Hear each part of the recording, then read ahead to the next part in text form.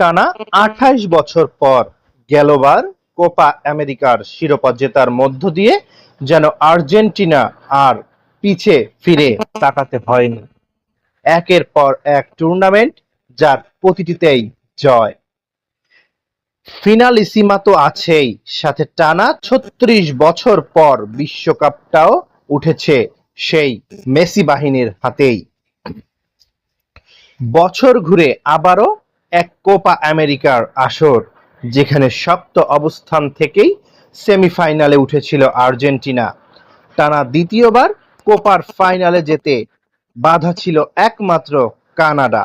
আজ সেই কানাডা বধের লক্ষ্যেই নেমেছিল আলভারেজ ডি পলরা। সেখানে ২-০ গোলের ব্যবধানে জয়টা আল বিসেলেস্তেদের খুব সহজেই নিয়ে গেছে এবারের কোপা আমেরিকার ফাইনালে। এতদিনের দলের হয়ে একটি করে গোলের দেখা পেয়েছে জুলিয়ান আলভারেজ ও লিওনেল মেসি। ম্যাচে গোলের জন্য ১১টি শট নিয়েছিল আর্জেন্টিনা, যেখানে লক্ষ্যে ছিল ৩টি। অন্যদিকে ৯টি শট নেয় কানাডা, মাত্র ২টি লক্ষ্যে রাখতে পারে। বল দখলের লড়াইয়ে যেন ৫১% এগিয়ে আর্জেন্টিনা। কানাডার কাছে ছিল ৪৯% সময়। বুধবার ম্যাচের শুরু থেকেই আক্রমণাত্মক খেলতে থাকে কানাডা। বেশ কয়েকবার আকাশী নীল শিবিরে হামলার পরেও তারা সফল হয়নি। বলা যায় আলবিসেলেস্তেদের বেশ চাপে রাখে লাল জার্সিধারীরা। খেলার ধারার বিপরীতে ২২ মিনিটে গোলের দেখা পায় আর্জেন্টিনা। মাঝমাঠ থেকে ডিফেন্সে চেরা পাস দেন রদ্রিগো ডি পল, যা রিসিভ করে দারুণ দক্ষতায় জালে জড়ান জুলিয়ান আলভারেজ। এতে কিছুটা স্বস্তি নেমে আসে আকাশী নীল শিবিরে। তবে প্রথমবারের বাকি সময়েও বেশ কয়েকবার আর্জেন্টিনাকে চাপে ফেলে কানাডা।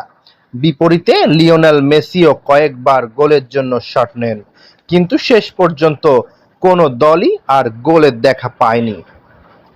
দ্বিতীয় অর্ধের শুরুতে গোলের দেখা পান মেসি। ৫১ মিনিটে গোলের জন্য শট নেন এনজো ফার্নান্দেজ।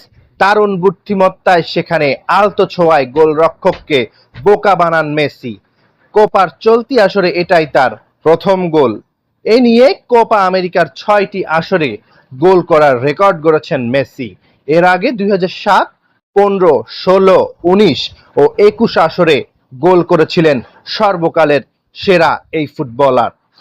এই গোলের পর আর্জেন্টিনার জয় অনেকটাই নিশ্চিত হয়ে যায়। ম্যাচের বাকি সময় আর্জেন্টিনার রক্ষণে বেশ কয়েকবার কম্পন ধরায় কানাডা, কিন্তু যথারীতি দেওয়াল হয়ে দাঁড়িয়ে যান এমিলিয়ানো মার্টিনেজ। শেষ পর্যন্ত ২ গোলের জয় নিয়েই মাঠ ছাড়ে মেসির দল।